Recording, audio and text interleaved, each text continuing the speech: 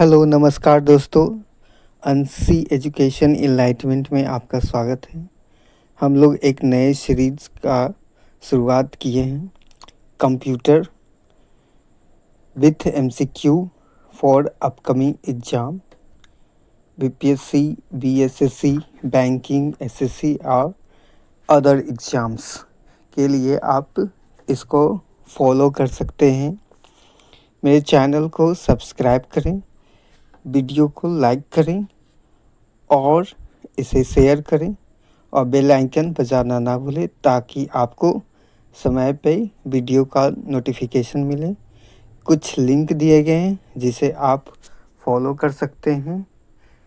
मुझे व्हाट्सएप पे, इंस्टाग्राम पे, फेसबुक पे फॉलो करें तथा मेरे कुछ यूट्यूब चैनल हैं उसे भी आप सब्सक्राइब करें। दोस्तों, कंप्यूटर सीरीज़ को आगे बढ़ाते हुए आज हम लोग 121 क्वेश्चन से शुरू करेंगे। 120 क्वेश्चन तक हम लोग कवर कर चुके हैं। ये सीरीज़ महत्वपूर्ण होगा आने वाले कॉम्पिटिटिव एग्ज़ाम के लिए, जिसमें कंप्यूटर के क्वेश्चन पूछे जाते हैं। जैसे बैंकिंग के आरआरबी एग्ज़ाम जो होने वाले हैं उसमें कंप्यूटर के अच्छे 40 क्वेश्चन पूछे जाते हैं, तो बहुत हेल्प मिलेगा इस सीरीज़ से। दोस्तों शुरू करते हैं। 121 सीपीयू क्लॉक स्पीड की संख्या को संदर्भित करता है। तो ऑप्शन डी, चक्रों की संख्या को सीपीयू प्रति सेकेंड निष्पादित करता है। तो सीपीयू की गति को क्लॉक स्पीड के रूप में जाना जाता है। क्लॉक स्पीड को चक्र प्रति सेकेंड, साइकिल पर सेकेंड में मापा जाता है तथा प्रति सेकेंड एक चक्र को 1 हर्ट्ज के रूप में जाना जाता है, अर्थात 1 गीगाहर्ट्ज में 1 अरब चक्र प्रति सेकेंड होते हैं। अतः 3.2 गीगाहर्ट्ज क्लॉक स्पीड वाला एक सीपीयू प्रति सेकेंड 3.2 बिलियन चक्र निष्पादित करता है।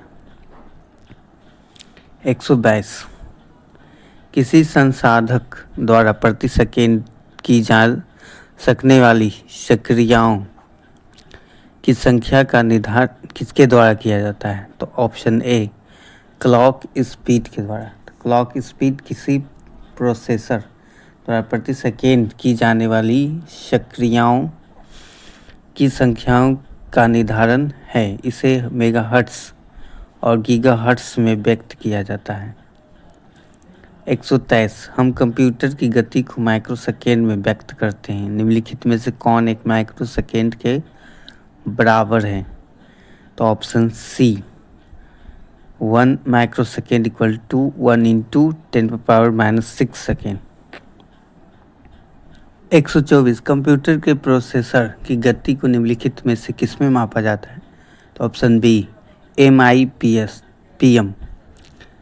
तो प्रोसेसर कंप्यूटर सिस्टम की वह यूनिट है जो निर्देशों को इंटरप्रेट करके उन्हें एग्जीक्यूट करता है। पीसी के कार्य क्षमता माइक्रो प्रोसेसर की क्षमता एवं गति पर निर्भर होती है। माइक्रो प्रोसेसर की प्रोसेसिंग स्पीड को MIPS मिलियन इंस्ट्रक्शन पर सेकेंड में मापा जाता है। MIPS की रेटिंग का प्रयोग प्रोसेसर के इंटीजर कम्यूटेशन परफॉर्मेंस को स्पेसिफाई करने के लिए किया जाता है। 125 वर्तमान में किस जनरेशन में कंप्यूटर्स का उपयोग हो रहा है? तो ऑप्शन बी, 5th जनरेशन। 5वीं पीढ़ी के कंप्यूटर्स को वर्तमान या आधुनिक कंप्यूटर भी कहा जाता है। ये कंप्यूटर्स अभी भी विकास के चरण में है। इसी पीढ़ी के कंप्यूटर आर्टिफिशियल इंटेलिजेंसी AI पर आधारित है।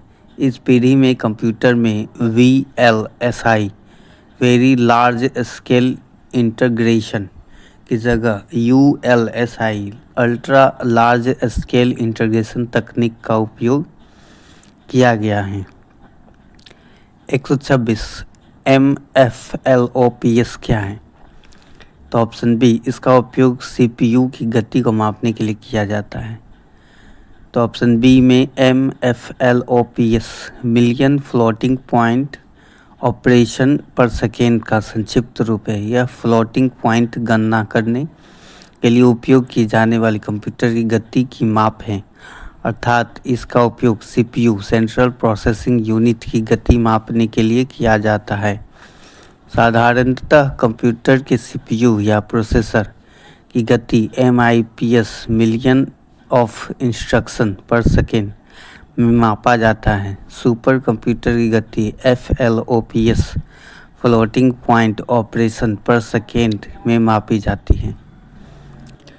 127 कंप्यूटर शब्दावली में MIPS का अर्थ क्या है? तो ऑप्शन बी मिलियन इंस्ट्रक्शन पर सेकेंड। 128 निम्नलिखित में से कौन सा कथन सत्य है? तो ऑप्शन बी केवल एक GFLOPS या TFLOPS से छोटा होता है। तो यहाँ देखेंगे kilo FLOPS floating point operation पर सेकेंड। FLOPS मतलब क्या हो गया? फ्लोटिंग पॉइंट ऑपरेशन पर सेकेंड, मतलब यहाँ पे हो गया किलो फ्लोटिंग पॉइंट ऑपरेशन पर सेकेंड। यूनिट इसका क्या कहलाएगा? KFLOPS। इसका वैल्यू कितना होता है? 10⁻³ होता है। उसी तरह से MFLOPS का वैल्यू 10.6 होता है। उसी तरह से GFLOPS मतलब गीगा FLOPS का वैल्यू 10⁻⁹ होता है। और उसी तरह से टेरा FLOPS का वैल्यू 10⁻12 होता है। पेटा FLOPS का वैल्यू 10⁻15 होता है। एक्सा FLOPS का वैल्यू 10⁻18। जीटा FLOPS का वैल्यू 10⁻21 और योटा FLOPS का वैल्यू 10⁻24 होता है। तो यहाँ पे क्या है? गीगा जो है वो टेरा से छोटा होता है। सही बात है। तो सबसे छोटा यूनिट क्या है? किलो। उससे बड़ा मेगा, उससे बड़ा गीगा, उससे बड़ा टेरा, उससे बड़ा पेटा, उसके बाद एक्सा, उसके बाद जेटा, उसके बाद योटा। 129 निम्नलिखित को आकार के अनुसार से आरोही क्रम में व्यवस्थित करें। तो TEL OPS MFL OPS और GFL OPS अभी हम लोगों ने देखा था। तो यहाँ पे ऑप्शन ए सही है। FLOPS मतलब क्या हो गया? फ्लोटिंग पॉइंट ऑपरेशन प्रति सेकेंड। फ्लोटिंग पॉइंट गणना के लिए उपयोग की जाने वाली कंप्यूटर की गति का माप है। तो यहाँ पे ऑप्शन ए सही है। आरोही क्रम मतलब सबसे छोटा MFLOPS, उससे बड़ा GFLOPS, उस सबसे बड़ा यहाँ पे TFLOPS हो गया।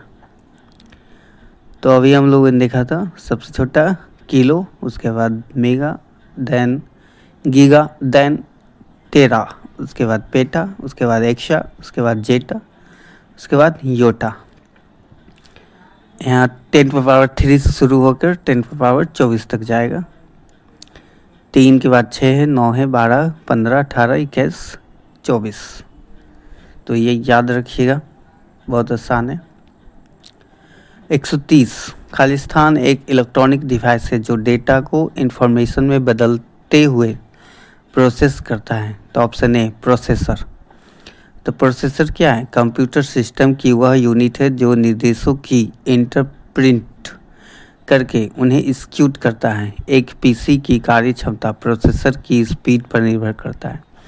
इसकी स्पीड को MIPS में मापा जाता है। यह सिलिकॉन चिप का बना होता है। माइक्रो प्रोसेसर ALU और एवं CU का कम्बिनेशन होता है। 131 निम्नलिखित में से कौन CPU का एक भाग नहीं है? तो ऑप्शन डी इनपुट यूनिट। तो CPU कंप्यूटर का ब्रेन होता है। यह कंप्यूटर के सारे इंस्ट्रक्शन को मैनेज करता है। CPU के कई भाग होते हैं जैसे memory unit, arithmetic logical unit, control unit आदि, जबकि इनपुट यूनिट हार्डवेयर का पार्ट होता है। 132 CPU का पूर्ण रूप क्या होता है? तो सेंट्रल प्रोसेसिंग यूनिट क्या होता है? D.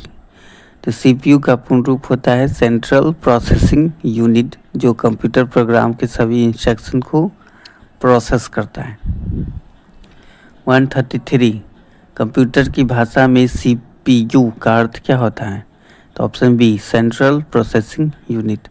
CPU central processing unit है, कंप्यूटर के मदरबोर्ड में लगा एक सघन इंटीग्रेटेड चिप आईसी चिप है, जिसे माइक्रो प्रोसेसर भी कहा जाता है। तो सीपीयू को क्या कहा जाता है? Micro processor. यह कंप्यूटर के सभी कार्यों को नियंत्रित, निर्देशित और समावेशित करता है, इसलिए इसे कंप्यूटर का दिमाग कहते हैं। 134 कंप्यूटर का वह भाग जो उसके दिमाग की तरह काम करता है क्या कहलाता है? सीपीयू कहलाता है। तो कंप्यूटर का दिमाग क्या है? सीपीयू है। 135 निम्नलिखित में से कौन एक पर्सनल कंप्यूटर में कंप्यूटिंग करता है? तो सीपीयू क्या करता है? पर्सनल कंप्यूटर में कंप्यूटिंग करता है। 136 निम्नलिखित में से कौन मेमोरी इनपुट आउटपुट डिवाइसेस को नियंत्रित करता है? तो सीपीयू इनपुट आउटपुट डिवाइस को नियंत्रण को करता है, सीपीयू करता है। 137 क्या है? 137 हो गया कि निम्नलिखित में से किस सीपीयू रजिस्टर में निष्पादित किए जाने वाले अगले इंस्ट्रक्शन का एड्रेस होता है? तो ऑप्शन डी प्रोग्राम काउंटर। तो ऑप्शन डी प्रोग्राम काउंटर हो गया यहाँ पे। तो प्रोग्राम काउंटर एक रजिस्टर है जो आगे निष्पादित होने वाले निर्देश के मेमोरी एड्रेस का प्रबंधन करता है। प्रोग्राम काउंटर को इंस्ट्रक्शन काउंटर या instruction pointer, instruction address register या सीक्वेंस रजिस्टर के रूप में भी जाना जाता है। तो प्रोग्राम पॉइंटर क्या है? सीपीयू रजिस्टर में निष्पादित किए जाने वाले अगले इंस्ट्रक्शन का एड्रेस होता है। मतलब अगला इंस्ट्रक्शन क्या देना है सीपीयू में, वो प्रोग्राम काउंटर से पता चलता है। 138 निम्नलिखित विकल्पों में से उस यूज़र इंटरफेस एलिमेंट की पहचान करें जो छोटे टिमटिमाते हुए प्रतीक या एक तीर के रूप में डेस्कटॉप पर मौजूद होता है। तो ऑप्शन डी सर्कल कर्सर हो गया। डी में क्या कर रहा है कि डेस्कटॉप पर मौजूद टिमटिमाते हुए प्रतीक या तीर के रूप में प्रदर्शित यूजर इंटरफेस एलिमेंट को कर्सर कहा जाता है। कर्सर एक चल संकेतक होता है जिसका उपयोग कंप्यूटर इंटरफेस पर किसी भी इनपुट के लिए वर्तमान स्थिति को इंगित करने के लिए किया जाता है। कीबोर्ड पर विभिन्न कुंजियों की सहायता से या माउस जैसे इनपुट या पॉइंटिंग डिवाइस की सहायता से कर्सर को इंटरफेस या एप्लीकेशन के साथ ले जाया जा सकता है। 139 निम्नलिखित में से बायोस की भूमिका का वर्णन करें। तो ऑप्शन बी है, यह एक प्रोग्राम है जो रोम से निष्पादित होता है जबकि कंप्यूटर चालू होता है। तो बायोस BIOS मतलब क्या होता है? बायोस का संक्षिप्त नाम है। बेसिक इनपुट आउटपुट सिस्टम यह एक प्रोग्राम है जो रोम से तब निष्पादित होता है जब कंप्यूटर को चालू किया जाता है। तो जब कंप्यूटर चालू होता है तो क्या होता है? बायोस निष्पादित होता है। 140 निम्नलिखित में से किस डिवाइस का उपयोग कंप्यूटर एड्रेस डिजाइन CAD जैसे एप्लीकेशनों के लिए किया जाता है? तो ऑप्शन डी प्लॉटर प्रिंटर की तरह हार्ड कॉपी देने वाला एक आउटपुट डिवाइस है जिसका उपयोग बड़े कागज पर उच्च गुणवत्ता वाले रेखा चित्र व ग्राफ प्राप्त करने के लिए किया जाता है।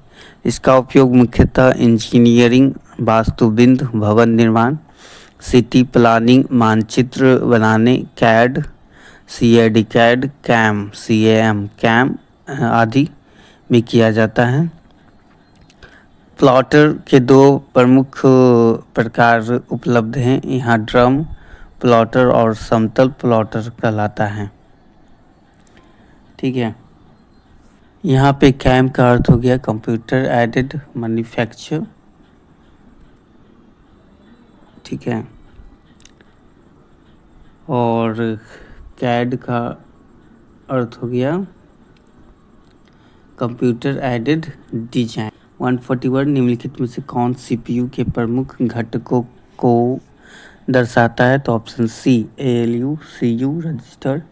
एएलयू सीयू रजिस्टर सीपीयू के प्रमुख घटक हैं। एएलयू अंकगणितीय तथा तार्किक कार्य करता है। सीयू और सीपीयू के सभी भागों कार्यों को नियंत्रित करता है तथा रजिस्टर डेटा प्रोसेस होल्ड के समय कुछ समय के लिए डेटा को होल्ड करता है। 142 कंप्यूटर संसाधन के संदर्भ में एएलयू का पूर्ण स्वरूप क्या है? तो ऑप्शन ए arithmetic logical unit. ALU arithmetic logical unit को संक्षिप्त रूप है। इसका उपयोग अंकगणितीय तथा तार्किक गणना करने के लिए किया जाता है। एएलयू में जनरेट होने वाले रजिस्टर रिजल्ट्स को मेमोरी यूनिट में स्टोर किया जाता है। 143 निम्नलिखित में से कौन सेंट्रल प्रोसेसिंग यूनिट का एक हिस्सा है? तो option D ALU. Central processing unit CPU को हार्डवेयर में दृष्टि में 3 मुख्य भागों में बांटा गया है। पहला कंट्रोल यूनिट, दूसरा मेमोरी रजिस्टर, तीसरा अर्थमेटिक लॉजिकल यूनिट। तो एएलयू डेटा प्रोसेस का वास्तविक कार्य करता है। यह डेटा पे कंट्रोल यूनिट से प्राप्त निर्देशों के अनुसार सभी प्रकार की गणितीय एवं तार्किक कार्यवाही करता है। 144 एक्यूमुलेटर का एक समकलित घटक कौन सा है? तो ऑप्शन ए सीपीयू। तो accumulator CPU central processing unit का एक समाकलित घटक है। 145 निम्नलिखित में से कौन सा सेंट्रल प्रोसेसिंग यूनिट का भाग 145 निम्नलिखित में से कौन सेंट्रल प्रोसेसिंग यूनिट सीपीयू का भाग नहीं है? तो option D RAM random access memory.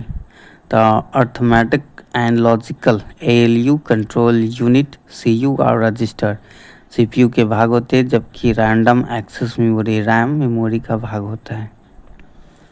146 computer process में निम्नलिखित भाग सम्मिलित हैं। तो ऑप्शन ई कंट्रोल यूनिट और एएलयू। एक सीपीयू के 3 भाग होते हैं। Option B ALU control unit और मेमोरी। तो सीपीयू कंप्यूटर का मुख्य भाग होता है जिसको मुख्यतः 3 भागों में विभाजित किया गया है। ALU CU memory. एएलयू गणितीय कार्य करता है। मेमोरी यूनिट डाटा को स्टोर तथा कंट्रोल यूनिट सीपीयू के सभी कार्यों को नियंत्रित करता है। 148 रजिस्टर में नया डेटा लिखने की क्रिया क्या कहलाता है? तो ए रजिस्टर की पहली अंतर वस्तु मिटा देती है।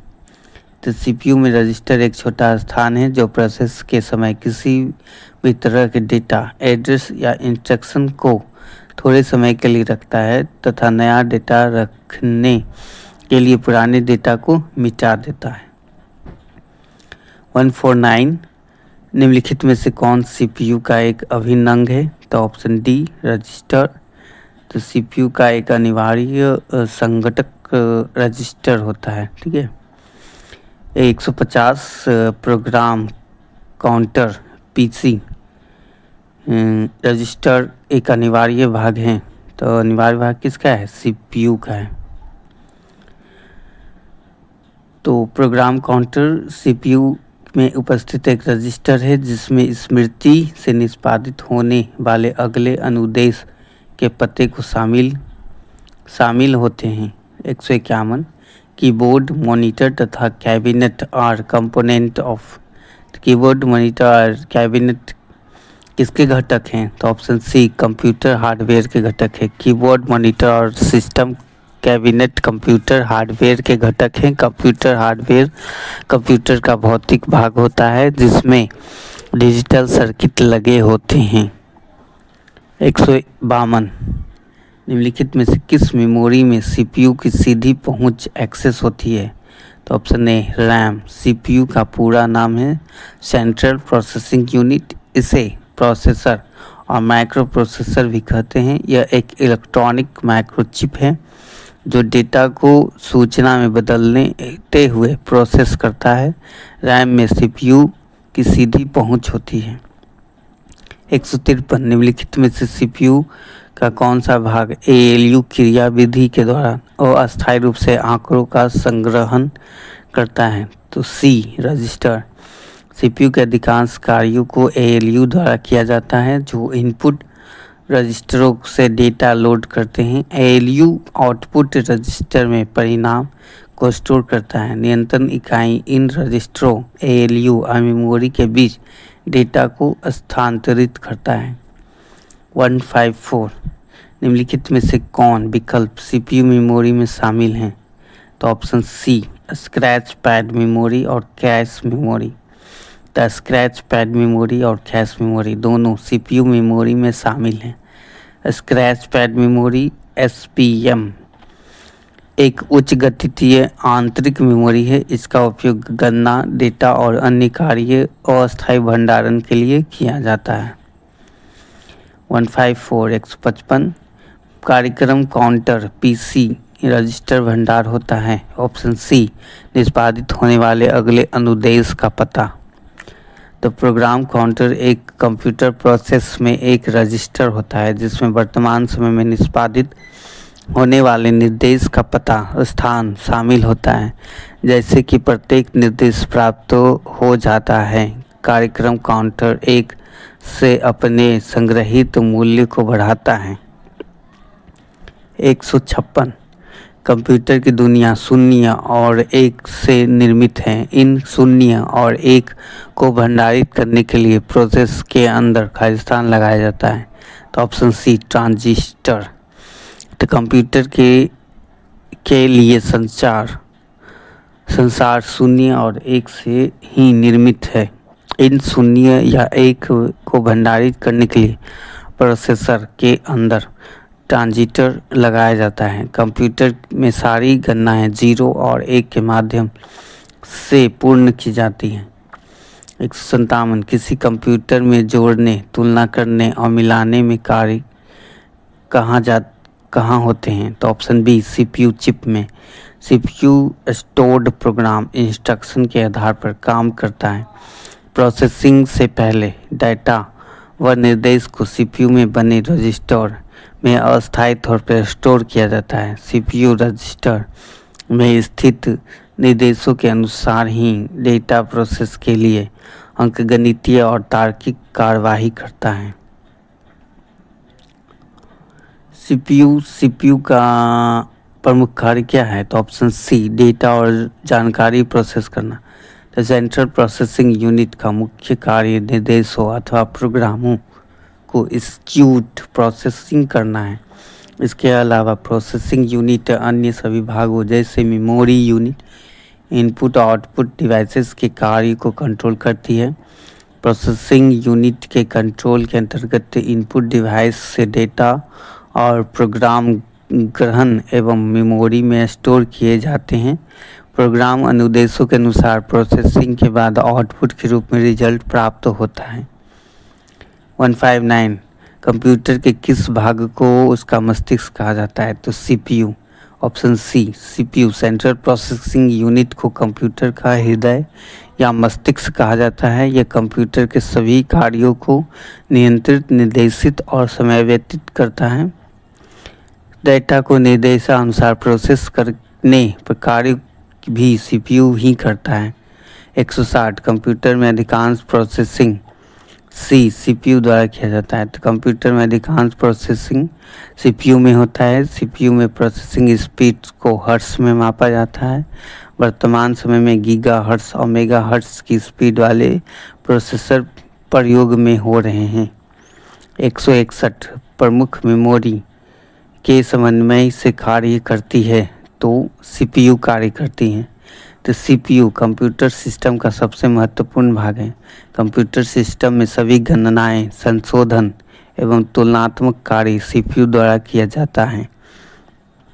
इसके अलावा कंप्यूटर सिस्टम की अन्य यूनिट्स द्वारा किए जाने वाले कार्यों का नियंत्रण एवं उनके क्रियान्वयन के लिए सीपीयू ही जिम्मेदार है।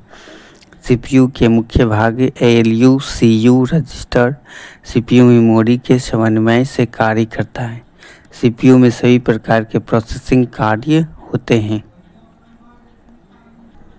दोस्तों, मेरे चैनल को सब्सक्राइब करें, वीडियो को लाइक करें और ज़्यादा से ज़्यादा लोगों तक शेयर करें ताकि इसकी पहुंच बन सके।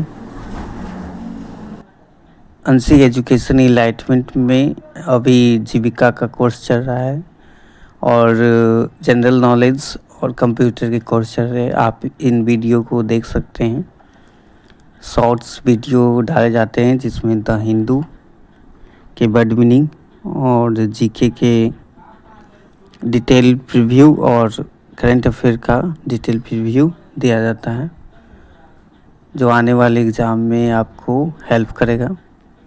प्लेलिस्ट बना हुआ है, प्लेलिस्ट के माध्यम से आप कंप्यूटर कोर्स को एक्सेस कर सकते हैं, जीविका कोर्स को एक्सेस कर सकते हैं। अब तक 9 वीडियो अपलोड कर दिए गए हैं, ठीक है, आप इन्हें देख सकते हैं। और जीके के अब तक 4 वीडियो अपलोड किए गए, इन्हें आप देख सकते हैं। पोस्ट कुछ डाले गए हैं, इन पोस्ट को आप लाइक कर सकते हैं, ठीक है। जिसमें हिंदी का पोस्ट डाला गया है, ठीक है। आपके एग्ज़ाम में हिंदी आते हैं, इसलिए कोशिश करता हूँ कि हिंदी के भी कुछ पोस्ट के माध्यम से दे दिया जाए ताकि आपको हेल्प मिले। आगे बढ़ने से पहले दोस्तों, वीडियो को लाइक करें, चैनल को सब्सक्राइब करें और बेल आइकन बजाएं ताकि आपको नोटिफिकेशन मिल सके। 162 निम्नलिखित में से कौन संग्राहक इकाई सीपीयू का अभिन्न अंग है? तो option C CPU, central processing unit. Central processing unit में एक प्रोसेसर रजिस्टर डेटा रखने वाले स्थानों में से एक है जो कंप्यूटर प्रोसेसर का हिस्सा होता है। एक रजिस्टर में एक निर्देश, एक स्टोरेज एड्रेस या किसी भी प्रकार का डेटा हो सकता है, अतः संग्राहक इकाई सीपीयू का अभिन्न अंग होता है। 163 कंप्यूटर कहाँ आंकड़ों का योग एवं तुलना करता है? तो ऑप्शन बी सीपीयू पे। 164 सीपीयू कंसिस्ट ऑफ, सीपीयू में होते हैं, तो option B arithmetic and logical unit, register और कंट्रोल यूनिट।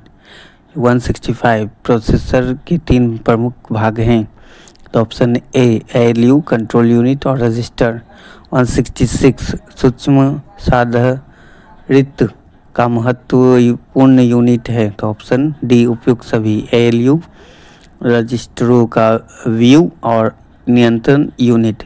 167 किसी कंप्यूटर का सबसे महत्वपूर्ण हिस्सा कौन सा होता है? तो ऑप्शन सी सीपीयू होता है। 168 सभी तार्किक एवं गणितीय परिकल्पना जो कंप्यूटर द्वारा किए गए हो कंप्यूटर के किस भाग में होते हैं? तो option C central processing unit में होते हैं।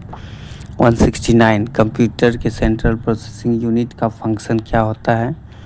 तो ऑप्शन बी गणनाएं एवं प्रोसेसिंग करना। 170 माइक्रो प्रोसेसर जो कंप्यूटर का मस्तिष्क होता है उसे ए माइक्रोचिप भी कहा जाता है। तो एक माइक्रो प्रोसेसर को माइक्रोचिप भी कहते हैं जो कंप्यूटर का मस्तिष्क होता है, सभी प्रोग्राम निर्देशों को एग्जीक्यूट करता है। यह सिलिकॉन चिप से बना होता है जिस पर एक फोटो केमिकल प्रक्रिया द्वारा छोटे छोटे सर्किट माइक्रोचिप बनाए गए होते हैं। ये चिप अलग अलग प्रकार और आकार में उपलब्ध होते हैं। 171 निम्नलिखित में से क्या उच्च गति हाई स्पीड सूक्ष्म कार्य संपादक माइक्रो प्रोसेसर का एक उदाहरण है? तो ऑप्शन ए पेंटियम।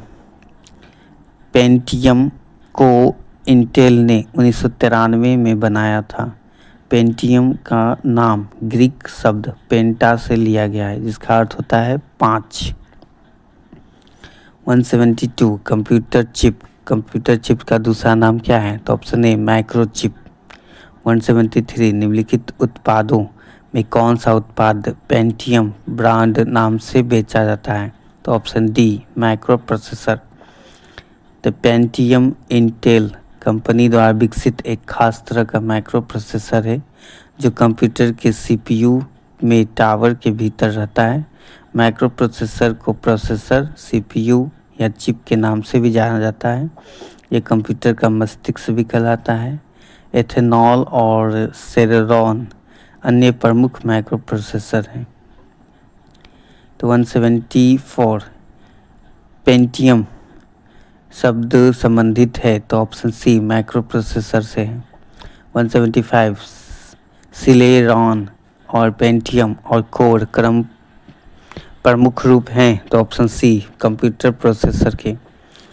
सिलेरॉन, पेंटियम और कोर क्रम कंप्यूटर प्रोसेसर के प्रमुख प्रारूप हैं। सिलेरॉन एक इंटेल कॉर्पोरेशन द्वारा दिए गए कंप्यूटर प्रोसेसर के एक ब्रांड का नाम है। 176 उच्च क्षमता वाला माइक्रो प्रोसेसर है तो ऑप्शन डी इनमें से सभी। पेंटियम और पेंटियम प्रो, पेंटियम 2 व 3, पेंटियम 2। तो पेंटियम एक x86 कॉम्पैक्टिबल माइक्रो प्रोसेसर है जो इंटेल द्वारा 1993 में लाया गया था।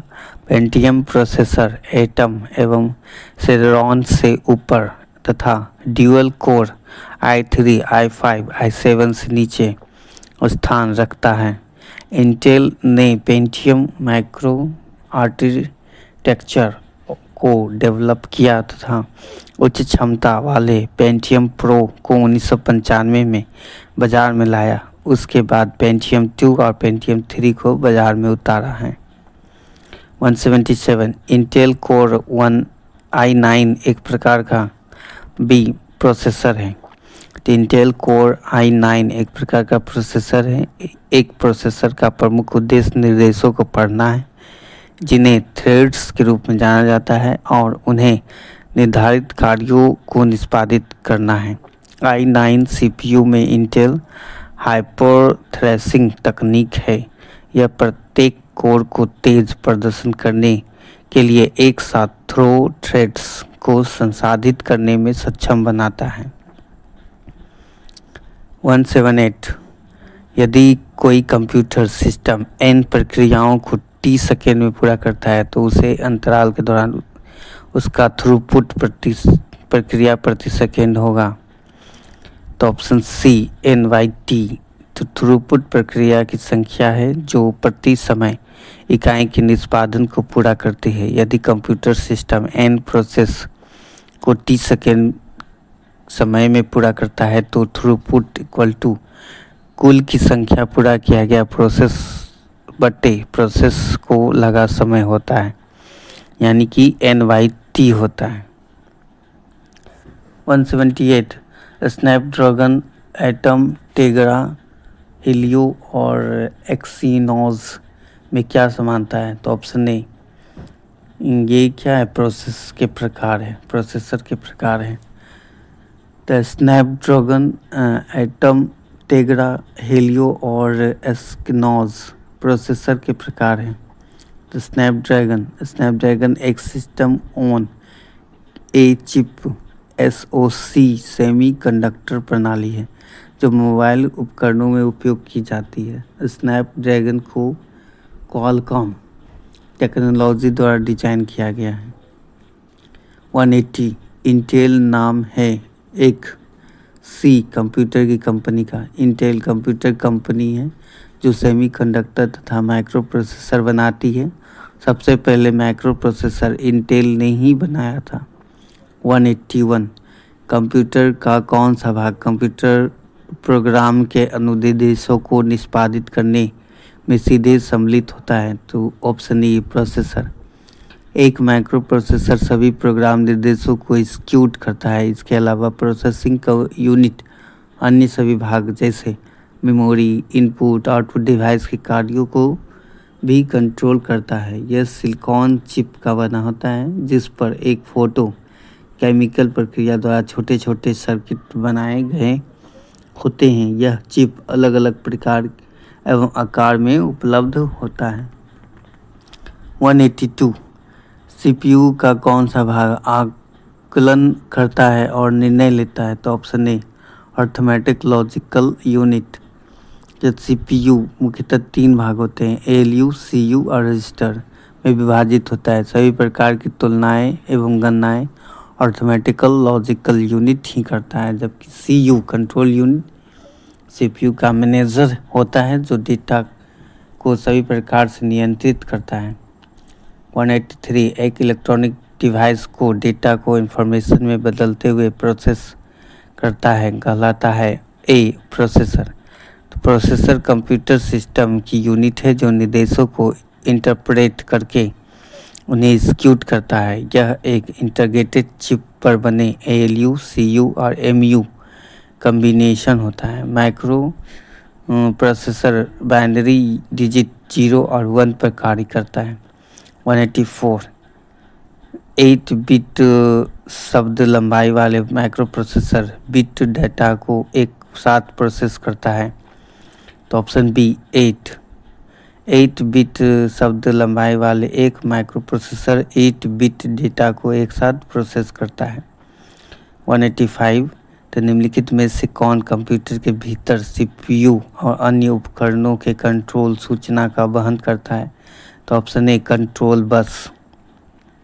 तो कंट्रोल बस सिस्टम बस का एक भाग है जो कंप्यूटर के भीतर सीपीयू और अन्य उपकरणों के कंट्रोल सूचना का वहन करता है। 186 निम्नलिखित में से कौन एक पेरिफेरल डिवाइस है? तो ऑप्शन सी मदरबोर्ड। सीपीयू से बाह्य रूप से जुड़े डिवाइसों को पेरिफेरल डिवाइस कहा जाता है, जैसे प्रिंटर, मॉनिटर, कीबोर्ड, माउस आदि, जबकि मदरबोर्ड हार्डवेयर सीपीयू के प्रमुख भाग हैं। मतलब सीपीयू में बाहरी वायर से जो भी डिवाइस जुड़ा होता है उसको क्या बोलते हैं? पेरिफेरल डिवाइस बोलते हैं। 187 निम्नलिखित में से कौन सा आमतौर पे कंप्यूटर का एक पेरिफेरल नहीं माना जाता है? तो option D hard drive. Hard drive क्या है? हार्ड ड्राइव सीपीयू के अंदर होता है। तो माउस, ऑप्शन ए माउस क्या है? पेरिफेरल डिवाइस है क्योंकि वो सीपीयू के बाहर से लगता है। कीबोर्ड हो गया, प्रिंटर हो गया, ये सब पेरिफेरल डिवाइस है। 188 एक बुनियादी कंप्यूटर सिस्टम में पेरिफेरल डिवाइसों में यह शामिल नहीं है। Option D CPU. CPU peripheral device नहीं है। बाकी प्रिंटर, कीबोर्ड, मॉनिटर ये क्या है? पेरिफेरल डिवाइस है क्योंकि इसे बाहर से सीपीयू में लगाया जाता है। 189 पेरिफेरल इनपुट आउटपुट में कितने आउटपुट पोर्ट होते हैं? तो पेरिफेरल डिवाइस एक कंप्यूटर डिवाइस होता है जो कंप्यूटर की सहायक डिवाइस होती है। यह एक हार्डवेयर इनपुट या आउटपुट डिवाइस है जो कंप्यूटर को अतिरिक्त क्षमता प्रदान करता है। पेरिफेरल डिवाइस के उदाहरण हैं कीबोर्ड, माउस, जॉयस्टिक आदि। पेरिफेरल इनपुट डिवाइस और इनपुट आउटपुट डिवाइस में 256 आउटपुट पोर्ट होते हैं। कितने पोर्ट होते हैं? तो 256 पोर्ट होते हैं। तो पेरिफेरल इनपुट आउटपुट में कितने आउटपुट पोर्ट होते हैं? तो 256 आउटपुट पोर्ट होते हैं। 190 बहुकार्य संपादन परिस्थिति में खालिस्तान तथा खालिस्तान के समाधान हेतु संकेत संदर्भ सेमाफोर का प्रयोग किया जाता है। तो ऑप्शन सी महत्वपूर्ण अनुभाग समस्या और प्रक्रिया तुलकाई यानी प्रोसेस सिंक्रोनाइजेशन। तो इसको क्या पढ़ेंगे? तो बहुकार्य संपादन परिस्थिति में सीपीयू स्मृति तुलकाया यानी कि सीपीयू मेमोरी सिंक्रोनाइजेशन, ठीक है, एवं आईओ गतिरोध डेड लॉक का समाधान हेतु प्रयोग किया जाता है। तो बहुकार्य संपादन परिस्थिति में सीपीयू मेमोरी सिंक्रोनाइजेशन तथा प्रोसेस सिंक्रोनाइजेशन के समाधान हेतु संकेत संदर्भ सेमाफोर का प्रयोग किया जाता है। 191 कंप्यूटर व्यवस्थापन उन खालिस्तान इकाइयों और उनके अंतर संबंधों को संदर्भित करता है जो वास्तुशिल्पीय विनिर्देशों का क्रियान्वयन करता है। तो ऑप्शन डी परिचालन। तो कंप्यूटर व्यवस्थापन उन परिचालन इकाइयों और उनके संबंधों को संदर्भित करता है जो वस्तु शिल्पीय विनिर्देशों को क्रियान्वयन करता है। 192 एक ऐसा डिवाइस जो कंप्यूटर से कनेक्टेड होता है लेकिन कोर कंप्यूटर आर्किटेक्चर का भाग नहीं होता है, क्या कहलाता है? तो ऑप्शन सी पेरिफेरल डिवाइस कहलाता है।